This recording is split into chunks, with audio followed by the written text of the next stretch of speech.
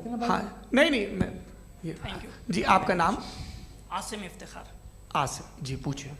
Sir Javed sir से सवाल है कि आपने अपने माइक थोड़ा करीब अपने क्लोजिंग स्टेटमेंट में ये बात कही थी कि मज़हब का जो फ्यूचर है वो ज़्यादा दिन नहीं जाने वाला है, लेकिन मैं देख पा रहा हूँ कि जो ऑक्सफोर्ड यूनिवर्सिटी की एक स्टडी है 2011 में हुई है, जिसके 50 एकेडमिशियंस ने इसको अंजाम दिया था, उसमें वो ये कहते हैं कि जो फेथ इन गॉड है वो इनबिल्ट है ह्यूमन नेचर के अंदर, जिसको हम कहते हैं फितरत के अंदर शामिल है वो। और वो ये कहते हैं कि अगर कोई ये समझता है कि मज़हब को वो ख़त्म कर देगा तो ये उसकी गलत फहमी है। तो आप इसके बारे में, इस स्टडीज़ के बारे में क्या कहते हैं? ठीक है, मैं उनसे एग्री नहीं करता हूँ। वो कौन से प्रोफेसर होंगे ऐसा? उनके पास डेटा है, इन्होंने डेटा के बेसिस होगा। डेटा क्या हो सकता है? फ्यूचर का डेटा तो नहीं हो सकता ना उनके पास, प्रेजेंट का डेटा हो सकता है। डेटा आपने सुना 100 साल पहले का बाद का डेटा? मैंने तो नहीं सुना आज तक। तो आज उनकी ये राय है और होगी राय, ठीक है। दुनिया में तरह तरह की राय है लोग, लेकिन मैं समझता हूँ कि वक्त के साथ इंसान ज़्यादा से ज़्यादा रीज़नेबल और लॉजिकल होता जा रहा है। आज आप देखिए वेस्टर्न यूरोप में क्या परसेंटेज है नॉन बिलीवर्स की, बहुत हाई। वहाँ चर्च खाली पड़े होते हैं। तो अल्टीमेटली तो इंसान कोई ऐसी बात बहुत अरसे तक नहीं मान सकेगा, चाहे गलत या सही, जो उसे उसके दिमाग को, उसके जहन को, उसके लॉजिक को अपील न करे। वो कह रहे हैं तो ऑक्सफोर्ड के होंगे तो कैम्ब्रिज के होंगे, तो मुझे क्या लेना देना। उनका डेटा मुस्तकबिल का नहीं हो सकता है। जी दीपक, हाँ पूछिए। मैं आऊँगा अभी, पीछे की साइड भी आऊँगा, माइक वहीं भेजूंगा 2-3 साल के लिए। जी जावेद साहब, आपसे सवाल है। नमस्ते। अरे भाई सर, अगर आप ही लोग तय करना है तो फिर 200 लोग तय कर लें। ये एक साथ नहीं sir, please don't do this sir. Sir everybody has a right sir, but we can only take selected questions. No sir, ये यंग लोग भी हैं तो इनकी ये अब उतने यंग, भाई आप यंग हैं कि नहीं हैं? वो कह रहे हैं वो भी यंग हैं साहब, आप उनकी नौजवानी पर दावा उनको ही करने थे। हाँ मुफ्ती साहब आप यंग, हाँ पूछे। अरे भैया सर मेरा सवाल ये है, कुछ इनसे भी तो पूछो जी। नहीं, बस आपसे एक सवाल है। जैसे थीस्टो के पास अपने जो ईश्वर को मानते हैं उनके पास अपने सोशल गेट टुगेदर्स हैं। 5 रोज़ आज क्रिसमस आने वाला है, होली है, दिवाली है, ईद है। एथिस्ट क्या ऑफर कर रहे हैं? मतलब मैं इनकी दुकान से बोलूं मैं आना चाहता हूं उस तरफ, पर मैं अट्रैक्ट नहीं हो पा रहा हूं। मैं सोशल गेट टुगेदर्स क्या है आपके पास? वो ये कह रहे हैं कि जो धार्मिक लोग हैं, अलग अलग धर्म के लोग, उनके उत्सव त्योहार कॉन्ग्रेगेशन बहुत हैं। अब आपको मैं एक सुनाता हूँ, यहाँ हिस्टोरियन भी बैठे हैं। मृदुला जी आप बताइएगा सही है कि नहीं। ये एक कॉन्स्टेंटाइन, एक ग्रीक रोमन बादशाह था जो क्रिश्चियनिटी आने के 400 साल बाद उसने डिसाइड किया कि मैं क्रिश्चियन हो जाऊंगा, मेरी पूरी स्टेट कैंसिल हो जाएगी। उस ज़माने में ऐसे ही होता था, राजा जो धर्म इख्तियार करता था वो जनता भी कर लेती थी, इसलिए कि वो हो गया था बैंकरप्ट। और उसे जो मेडिटेरियन कोस्ट के रिच क्रिश्चियन वो थे मर्चेंट, उससे पैसा चाहिए था। तो उसने कहा यार क्रिश्चियन हो जाओ। तो उसने अपने वजीर से कहा कि भाई ये हिस्ट्री है कि अब हम लोग क्रिश्चियन हो जाते हैं। पहले सर हो जाएंगे, कोई प्रॉब्लम नहीं है, लेकिन एक प्रॉब्लम ये है कि 17 दिसंबर से 25 दिसंबर तक जो पेगन फेस्टिवल होता, जो पेगन थे वो लोग, जो फेस्टिवल होता है वो बंद हो जाएगा, इसलिए कि हम क्रिश्चियन हो गए तो होगा नहीं। तो वो बच्चों को बहुत बुरा लगेगा, पब्लिक को बहुत इन्जॉय करते हैं, खासतौर से 25 को मेन डे। उसने कहा हाँ ये तो सही कह रहे हो, ये जीसस क्राइस्ट की पैदाइश कब थी? कहते साहब वो अप्रैल में थी। नहीं कट करो, वो 25 दिसंबर को है। ये हकीकत है जी। और 400 साल बाद क्रिश्चियनिटी के अप्रैल से दिसंबर ले आए, और इसलिए कि यहाँ पेगन फेस्टिवल होता था। अब मनाते हैं आप आराम से। ये जो सारे फेस्टिवल हैं ये रिलीजन से, हर एक को एक इंटरटेनमेंट डिपार्टमेंट चाहिए होता है अपनी कंपनी चलाने के लिए। तो ये रिलीजन ने, ये सेकुलर त्यौहार थे जिन्हें रिलीजन्स ने ले लिया है। ये मौसम के थे, फसलों के थे, किसानों के थे, उसको आपने लेके रिलीजियस रंग दे दिया।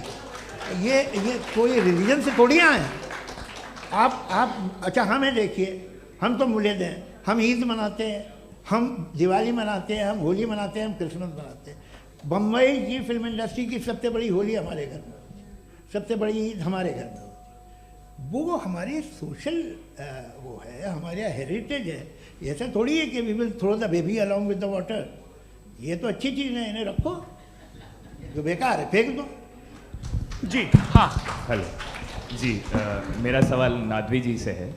जैसा कि आपने बोला कि गॉड टाइम के भी परे हैं और गॉड इतनी कॉम्प्लेक्स चीज़ है कि उसे ह्यूमन माइंड समझ नहीं सकता, और गॉड ने अर्थ पे फ्री विल भी दे दी है, तो आप अपना वक्त ज़ाया क्यों कर रहे हैं गॉड के बारे में बात करके? अपन को तो बात करनी चाहिए कि सोसाइटी को बेहतर कैसे करें। जी मैं गॉड वही बताता है सोसाइटी को कैसे बेहतर करे। अभी मैं आपका जवाब देता हूँ। आपने कहा कि टाइम पे वो एग्जिस्ट नहीं करता, सो मेरा सवाल ये है कि जैसा आपने बोला कि गॉड बहुत ही कॉम्प्लेक्स चीज है, मैंने कहा ही नहीं कि कॉम्प्लेक्स है, तो आपके अल्फाज हैं। कॉम्प्लेक्स का लफ्ज गॉड के लिए सुइटेबल नहीं है। क्यों?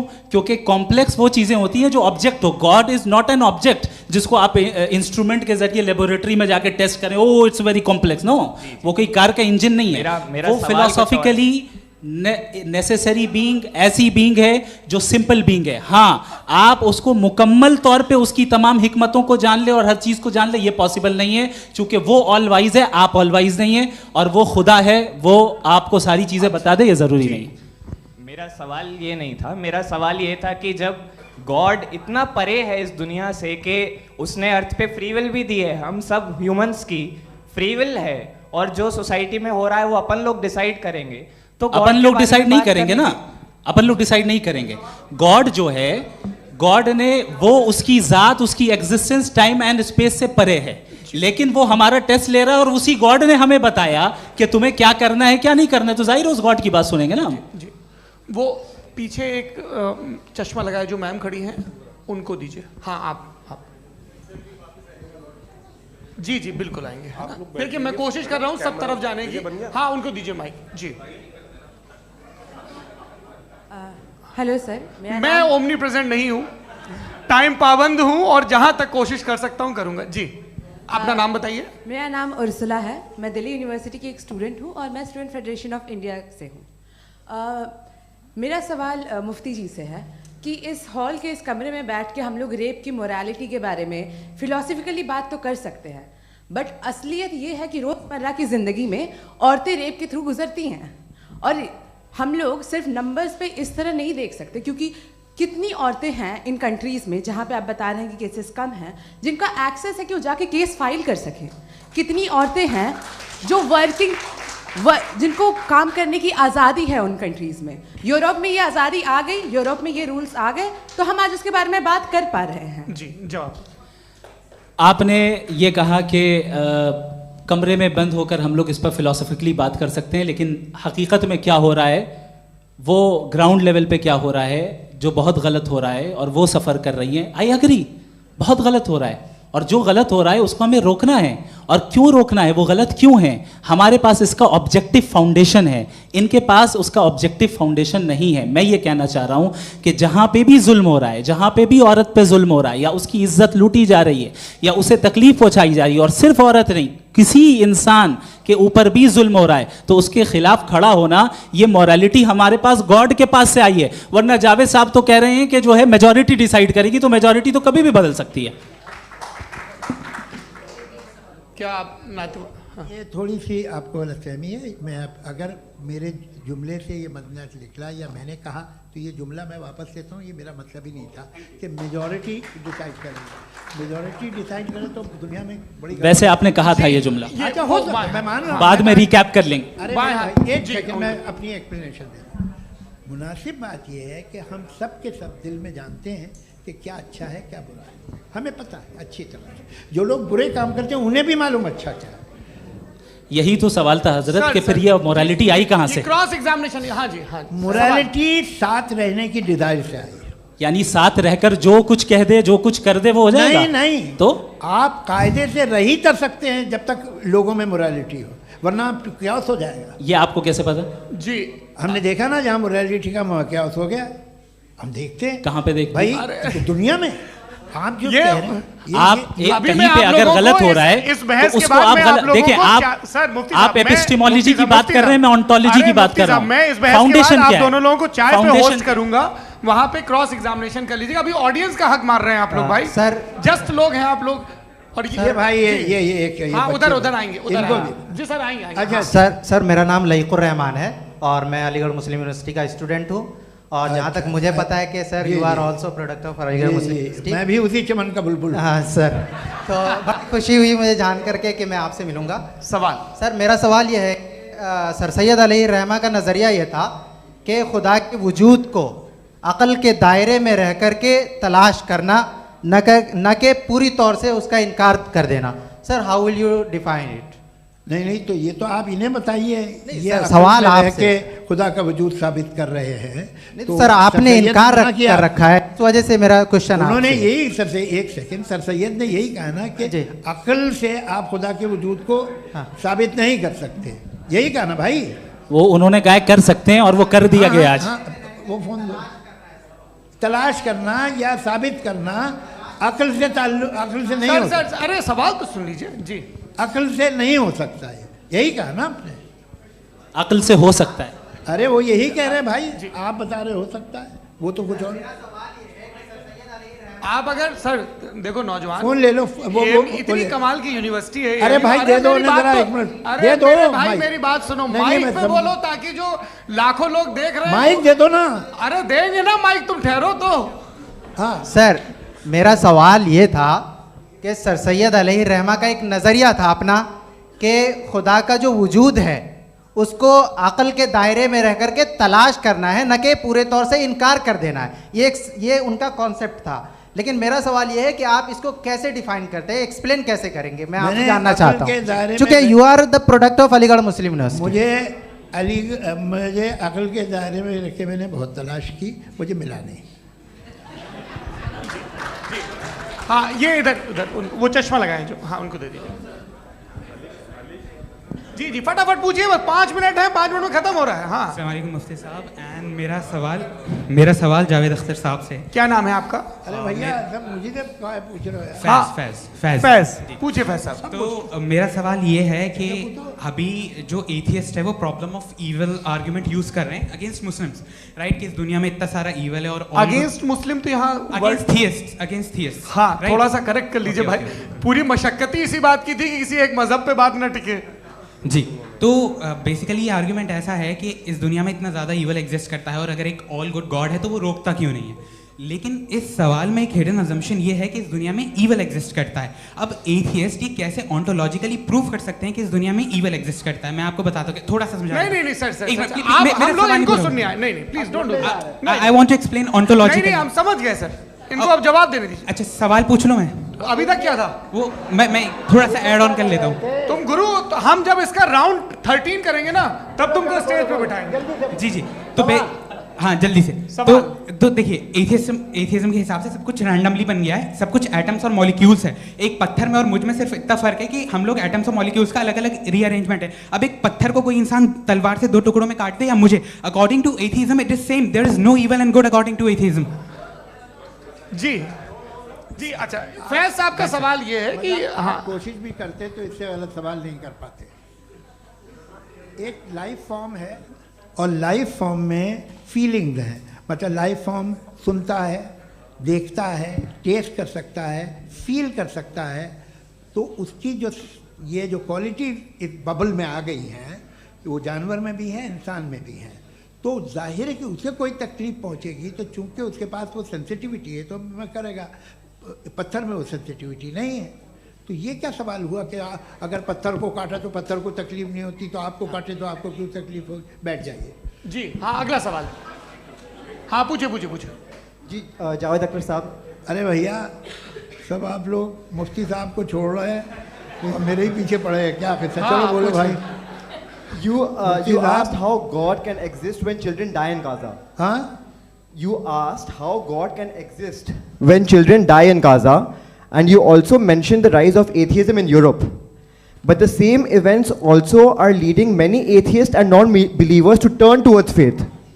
How do you interpret this contradiction, where suffering pushes some away from God, yet brings others closer to belief? देखिए, आपको एक बात बताऊं, दुनिया परफेक्ट तो कहीं भी नहीं है, हर जगह कुछ खामियां हैं। बेटा एक मिनट, मैं आप ही को कहेंगे, देखो वो तो कुछ खामियां, कमज़ोरियां, खराबियां सब जगह है। लेकिन अगर देखोगे ईमानदारी से कि दुनिया सबसे ज़्यादा महज़ब कहाँ है, एक आम शहरी को कहाँ हुकूक हासिल हैं, वो बोल सकता है, अपनी मर्ज़ी से काम कर सकता है, अपनी मर्ज़ी से राय दे सकता है, हुकूमत के ख़िलाफ़ बोल सकता है, बरसरे इक़्तिदार लोगों के बारे में बोल सकता है, सरमायादारों के ख़िलाफ़ बोल सकता है। तो आपको ये स्कैंडिनेवियन कंट्रीज़ में मिलेगा, वेस्टर्न यूरोप में मिलेगा। मैं नहीं कह रहा वो परफेक्ट है, बिल्कुल नहीं, वहाँ बहुत ख़राबियाँ भी हैं, परफेक्ट तो कोई नहीं। लेकिन जिन जिन मुल्कों में, लैटिन अमेरिका देखो, गल्फ़ देखो, वहाँ पर आपको ये ज़रूर है कि रेप नहीं होते होंगे। रेप की ज़रूरत क्या है भाई? उसको तो ख़रीद लो, घर में रखो, सड़क पर रेप करने की क्या ज़रूरत है? मगर सुनिए, मगर हकीकत ये है कि वहाँ शख्सी आज़ादी राय देने की, बोलने की नहीं है। जी, ये एक आखिरी सवाल मुफ्ती साहब से। हाँ मैम, इनको माइक दीजिए। शुक्रिया। मेरा नाम मनीषा है, मैं हरियाणा से आई हूँ। मैं मुफ्ती साहब से एक बात पूछना चाहती हूँ। आप बार बार जावेद साहब को कॉन्ट्राडिक्ट तो कर रहे हैं कि आपने ये कहा, लेकिन आप भी अजम्पशंस के बेसिस पे बात कर रहे हैं। आपने खुदा के होने का कौन सा प्रूफ पेश किया है, खुदा की एग्जिस्टेंस का?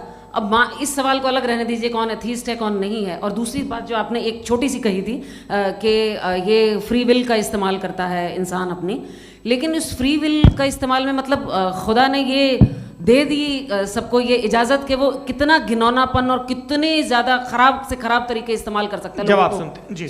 आप फ्री विल को मानती हैं ना, या कहती है कि फ्री विल नहीं है ना? मानती है ना?